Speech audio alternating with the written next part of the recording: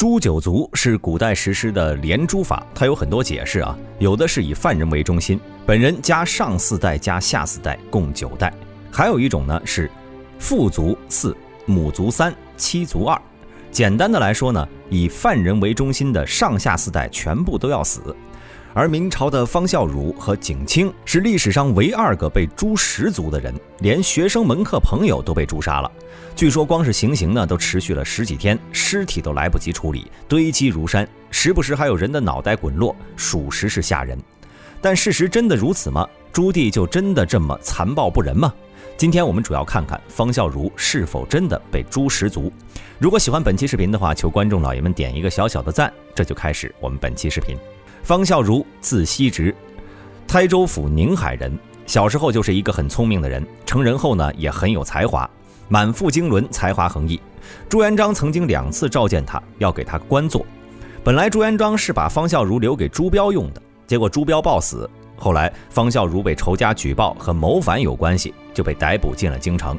不过朱元璋在卷宗上看见他的名字后，就把他给释放了，可见朱元璋对他有多看重。朱元璋是什么人呢？以往被举报参与谋反的，就算是已经解甲归田10几年，那也要拉出来斩首的。在洪武25年，方孝孺被人推荐到了皇宫之中，朱元璋将他留在皇宫之中教书，授汉中教授之职。方孝孺在皇宫期间，不少的皇族对他也是十分的敬佩，欣赏他的学问才华。明太祖朱元璋驾崩之后，建文帝朱允文继位，征召他任翰林侍讲，第2年又升为侍讲学士。朱允文有很多事都要向他询问，有什么不懂的也喜欢来找方孝孺求疑解惑。2个人关系还是很好的，君臣师友。方孝孺对朱允文也是十分的忠诚。朱允文受到他父亲的影响，为人也是谦逊平和，但他没有朱标谦逊平和下边的那种杀伐果断和威慑一切的霸气。朱标看着随和，但骨子里和朱元璋是一模一样的。按照方孝孺的设想，建文帝削藩的事情应该顺利进行。虽然燕王朱棣发动靖难之役，但是优势巨大的建文帝打败朱棣应该是轻轻松松的事情。结果到了建文3年，形势一转，朱棣都快打到南京城了。方孝孺在此期间给朱允文出了不少的计策，但他低估了朱棣造反的心。先是让朱允文下旨赦免燕王的一切罪行，让他收兵回到自己的封地。朱棣没有接受。后来他又想实施反间计，让朱棣的2儿子朱高煦夺取朱棣的位子。因为他知道朱高煦一直对自己的哥哥朱高炽不满，自己想要取而代之，不过离间也没有成功。到了建文4年，他又向朱允文建议，先和朱棣割地求和，拖延时间，等各地的精兵都集结起来以后，再去找朱棣算账。朱棣还是没有接受。这回都打到家门口了，还来说这事儿？难道朱棣是傻子吗？在朱允文继位后，他就开始谋划篡位的事情，因为在他认为大哥朱标死了，这个位子就应该是自己的，无论各个方面他是最有资格的。结果朱元璋选择朱允文，他一直都很不爽。后来朱允文削藩，直接把藩王一刀切。朱棣为了活命，装疯卖傻等待时机。现在他终于可以完成自己的梦想了，你给他点好处，让他撤退，多多少少有点问题吧。之后朱棣攻入南京城，朱允文行踪成谜，建文帝的一众旧臣都被关进了监狱，方孝孺也不例外。朱棣很想让方孝孺为自己所用，他也很欣赏方孝孺的学问和才气。在攻下南京前，朱棣的谋士黑衣宰相姚广孝就曾经对朱棣说，攻下南京城后，方孝孺一定不会投降，但不要杀他，如果杀了他，天下读书的种子就灭绝了。朱棣也答应了他，在被关进监狱后也没怎么地他，毕竟还要让他为自己所用，只要他在牢里不出事就行了。后来朱棣将方孝孺带到朝廷，让他起草自己的登基诏书。方孝孺来到大殿后，悲痛声响彻大殿，朱棣还专门下去问他，先生不要自讨苦吃，我只是想效仿周公辅佐成王的方式，并没有其他的意思。成王指的是周成王姬诵，他是周朝的第2位君主，武王姬发的儿子，姜子牙的外孙。在他刚登基时年小不懂事儿，国家容易出事，于是他的叔叔周公旦执政，暂为管理国事，成王就安心的学习成长。多亏有了周公旦，要不然刚建立不久的周朝就完蛋了。周公旦呢，也是《易经》的作者，也是一位圣人，在成王亲政之后，将周朝更进一步。现在朱棣把自己比作周公，就是在为自己洗脱谋反的罪名了。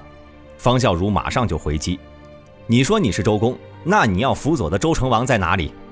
朱棣回答他说：周成王自焚而死。方孝孺继续追击：成王自焚而死，你为什么不立他的儿子？朱棣回答说：这个国家需要成年的君主，不需要小孩子。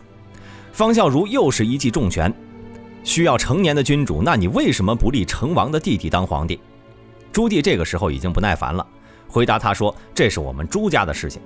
他心里自己肯定想着这小老头怎么这么倔，真是给他脸了。他示意左右侍者将纸笔给方孝孺，让他写自己的登基诏书，昭告天下，说这件事情必须由他来写。如果方孝孺这个读书种子写的话，天下读书人也会有些向着朱棣，但这标志着方孝孺的投降和对建文帝的不忠，他也将被天下读书人唾骂。当然方孝孺没有写，在他眼里朱棣就是个不仁不义不忠不孝的罪人，不是正统的皇位继承人。方孝孺猛地将笔丢在地上，一边哭一边骂：要杀要剐随便，这诏书他是绝对不会起草的。他都这么说了，朱棣也不能再给他脸了，喜欢死那就让他去死算了，下令将方孝孺车裂。没错，是车裂。明史《方孝孺列传》中记载的是成祖怒，命折诸氏，在明史中也并未记载连诛800多人等字眼。记载方孝孺被诛10族的是这么说的：在方孝孺说过他宁死不屈服的话以后，朱棣说的是：你死了就不怕我诛你的9族？谁知道方孝孺更加的硬气，反对朱棣：你就算杀了我的10族又怎么样？于是朱棣就连带着他的亲族加上学生朋友，一共杀了800多人。行刑实施了几天，尸骨都没有人收拾，堆积成小山，血流成河，时不时还有头颅滚下来。不光是方孝孺，还有另外一个反对朱棣的建文旧臣景清，是电视剧《大明风华》中孙若微的父亲的原型，同样也是被诛了10族。明史中记载的是杀了方孝孺和他的父族，他的妻子和孩子自缢身亡，女儿跳水溺死，尸骨由门生廖永忠的孙子廖雍收拾。方孝孺的书也被立为禁书，私自藏书的都是死罪。不过也有不少人藏了他的著作，在明史记事本末，明末黄宗羲的《方正学孝孺》、文正方正学先生孝孺等记载，方孝孺被诛10族的书中还记载了方孝孺的幼子被救出，偷偷的活了下去。至今诛10族这件事儿是真是假依然在讨论，被大部分人认为清朝人编写的明史比其他朝代编写的前朝史书的时间要长，这其中肯定有着政治的目的。但诛10族这种事明史中就是没有，只是说并夷其族。他要黑明朝的话，诛10族这种残暴不仁的事情为什么没有写进去？反而在明朝不少大家的书中则是看到了朱棣诛了方孝孺、景清2人10族。虽然朱棣杀了方孝孺，但方孝孺的形象在当时的读书人心中反而更加高大了，杀身成仁，忠心不二。那么大家对这些有什么看法呢？欢迎在下面的评论区留言。好了，今天的视频就到这里，想了解更多记得点个关注，下期视频我们不见不散。